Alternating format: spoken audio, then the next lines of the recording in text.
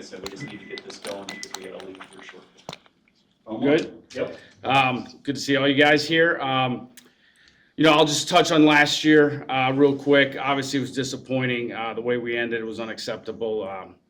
We know we have to be better, and people expect better. We expect better, and that can't happen again. And I'm just disappointed as everyone else. And I can tell you we're working hard to fix that and make sure it doesn't happen again. I know you guys are gonna ask about the quarterback situation. I'll tell you guys as much as I can. The reality is last year we went into this understanding that we had 3 quarterbacks in the last year of their deal, and here we are until we get one of those guys or 2 of those guys or some combination of them signed up. All options are on the table. Had conversations with both Russ's people and Justin's representatives, and with that, we'll see where it goes, and open up to any questions. Omar, where does it stand? I mean, are you kind of going to feel it out and see what each one decides? Have you decided maybe which one you would like to lean toward? Where does that stand? I think ideally, like to sign one of the guys that we had last year, but the reality is they're both free agents. So until we get one of those guys under contract, all options are on the table. Was the feedback from them that they're as interested in a return as you guys? I believe they're interested in coming back. In your mind, is it one or the other? Is there a scenario where boboth end up back in Pittsburgh? The way I look at it was a positive experience with all 3 of those quarterbacks. I don't know how realistic it is that all 3 will be back. But if there's an opportunity for there to be a combination of, a couple of those guys to be back, we'll be happy with that. Might you consider looking outside? Might you consider outside? Jerry, until we have someone under contract, all options have to be on the table. Is it a desire for you to have a deal done before free agency, or would you be okay with letting those guys? No, it's an ideal scenario. You'd like to have this done before the start of the league year. Obviously, that who you sign impacts, the type of receiver, you may go after, or how you build the rest of the team. So all that has an effect. Did you tell those guys that so the Steelers can move on? Yeah, I think they understand that. They want to.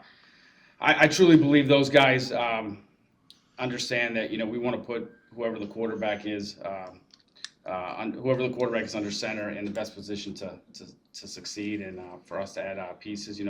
That's the first part of this. Have you gotten any indication from Russ or Justin that they do kind of want to test the market though, or have they really expressed interest? You'd have to ask those guys that. I can tell you that I truly stand here today believing that they both would like to be here. Speaking of receivers, George Pickens is entering the last year of his rookie deal, and typically when you guys have a guy like that, they've done a hold in or something's happened there. What's the outlook on you guys' plans for him moving forward with the team? Sure, I had a really solid exit meeting with GP.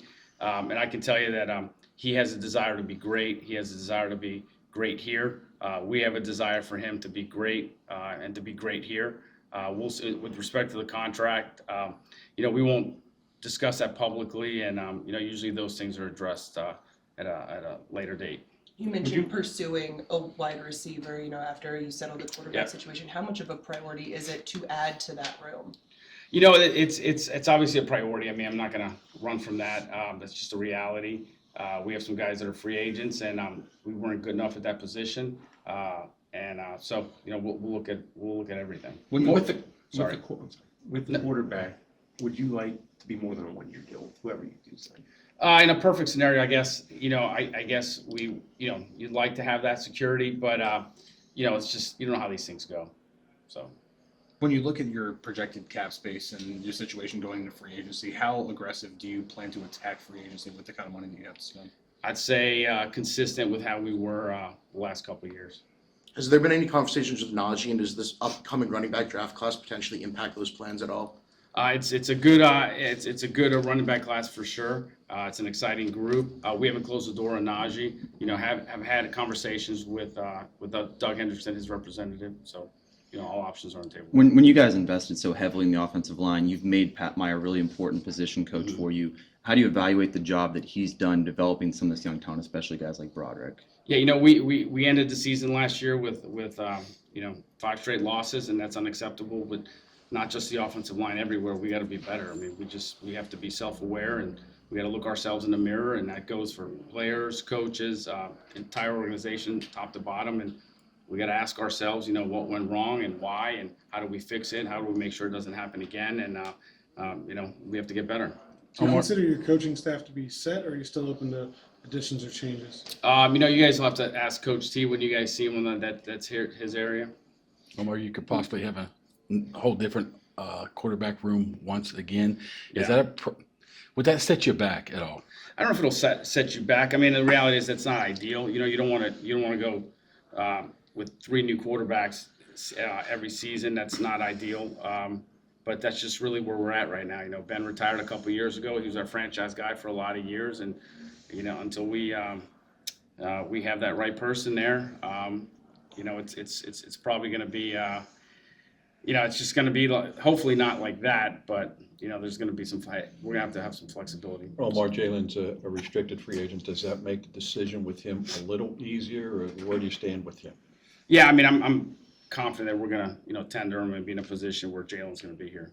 When you look at the quarterback room, how important is it to whoever you sign that their skill set matches up with either someone you get in the draft, free agency? Just how important maybe is the cohesiveness of the quarterback room to have a similar skill set?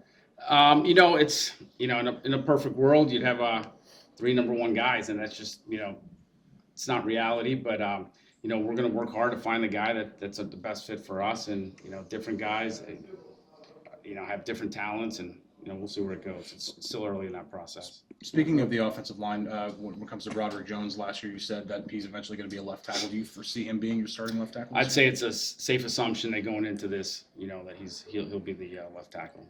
In terms of the receivers room, you said it wasn't good enough. What do you feel like was lacking from that group last year?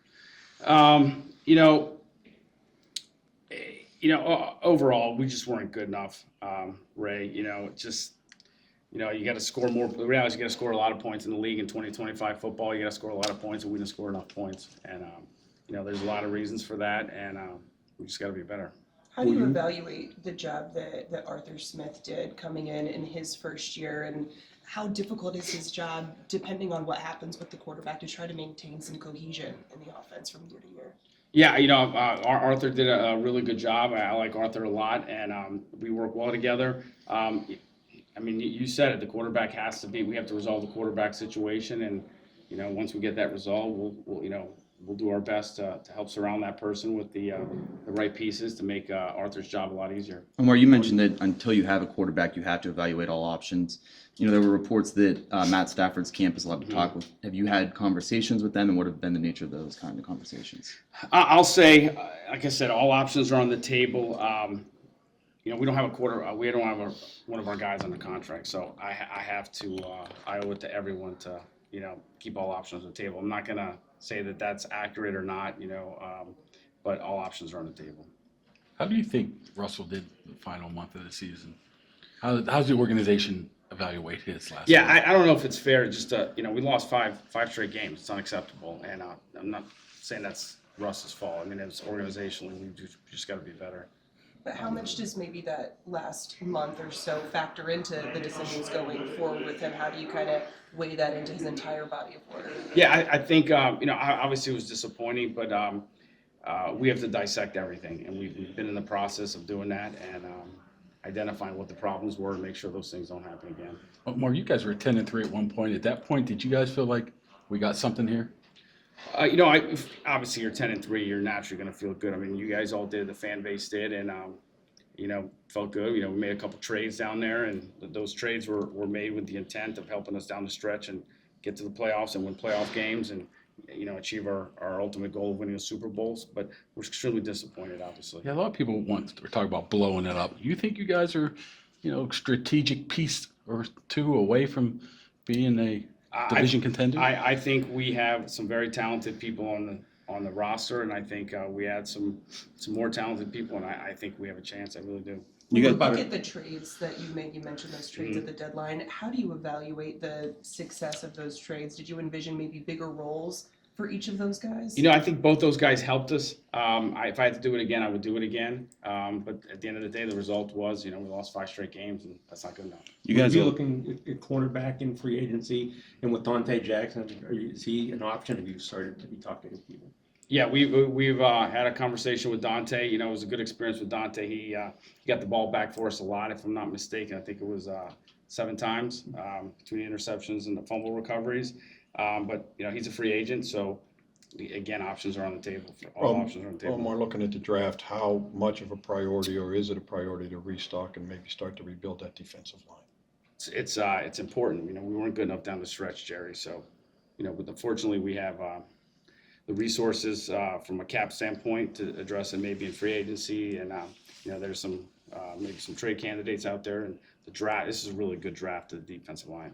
Do you attack free agency knowing which positions are strong and weak in the draft and vice versa? Absolutely. I mean, you have to consider it. You know, sometimes things come your way in free agency that maybe you didn't expect to address, that you take a shot at, and you know, we'll do the same. Omar, you guys are set to have the highest paid defense for the 4th consecutive year. Are you satisfied with the return on investment that you're getting for all of that money you're spending on that side of the ball? We didn't win a playoff game this year, so definitely not satisfied on where we're at. Omar, you can tell us now, were you close to getting Ayuk, and did that set you back, that it didn't happen? You can tell us now, right? That's a good question, Mark. I'll just say this, you know, obviously that became a very public process. He re-signed with the, you know, he got a deal with San Francisco, and you know, we're always, Mark, you know me, I'm always going to look at everything, and if I feel like it's going to help us, we'll take a shot. If not, we'll move on. So Piggybacking on the structure of the roster, about defense being the highest paid in the league, does that inform you all's decisions as far as how you want to keep building this roster moving forward, spending for offense versus defense? Look, at the end of the day, the goal is to acquire as many good players at every position group, and that's the approach we take, and that's going to continue. You know, the balance. You know, I'd like to say it's 50-50. That's the reality is. It's just based on how your roster is constructed. That's not necessarily going to be the case. Guys, 2 more. We got to get them Mason going. McCormick was kind of thrust into a starting role. Yeah. Do you feel like he did enough to keep that job as his, or is that a place you may look to make an upgrade this offseason? It was awesome. You know, Mason came in, you know, small school guy. He came in. This was not too big for him, and loved his progression. And I think the future's bright for him, and he gives us good options at the position. You guys Last made one. a couple roster moves already, releasing a few guys. Do you envision releasing anybody else ahead of free agency? You know, we're going through the process, and that naturally could happen. It's just, you know, it's just a business. It happens at all 32 clubs. I mean, fortunately, we're not in a position where we're not in a cap trouble, let's say. So, you know, we'll see how those things go. Thanks, man. Thanks so much.